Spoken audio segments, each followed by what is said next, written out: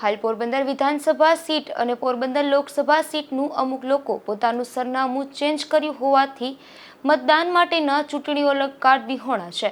આથી તેમના માટે સ્પેશિયલ કેમ્પનું આયોજન કરવા health education and charitable trust દ્વારા મહત્વનું સૂચન કરવામાં આવ્યું છે.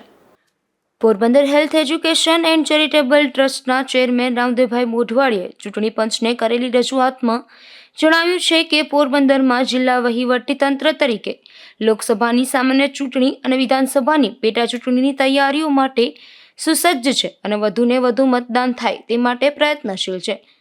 ખુદ જિલ્લાના કલેક્ટરે કબૂલ્યું હતું કે પોરબંદર જિલ્લામાં સામાન્ય કરતાં 5 થી 15% ઓછું મતદાન થાય છે અને આગામી બંને ચૂંટણીઓમાં આ પ્રકારની પરિસ્થિતિ સર્જાય નહીં તે માટે વહીવટીતંત્ર સતત પ્રયત્નશીલ રહીને વધુને વધુ મતદાન થાય તેવી પ્રવૃત્તિઓ કરી રહ્યું છે.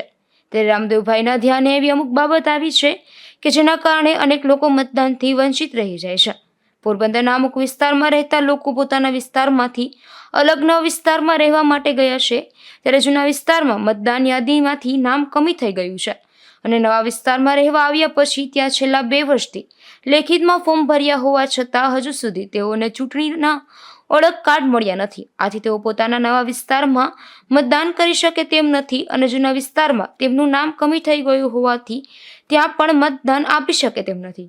આ પ્રકારના સરનામું ચેન્જ કર્યું હોય અને નવા વિસ્તારમાં રહેવા ગયા હોય તેથી મતદાનથી વંચિત રહી જાય છે તેવા મતદારોની સંખ્યા નોંધપાત્ર હોવાથી શક્યતા દર્શાવીને રામદેવભાઈ મોઢવાડિયાએ ઉમેર્યું છે કે આ પ્રકારના મતદારો માટે સ્પેશિયલ કેમ્પનું આયોજન વહીવટીતંત્રએ કરવું જોઈએ અને તેના માધ્યમથી તાત્કાલિક ધોરણે નવા ચૂંટણી કાર્ડ આપવાની પ્રક્રિયા હાથ ધરવી જોઈએ.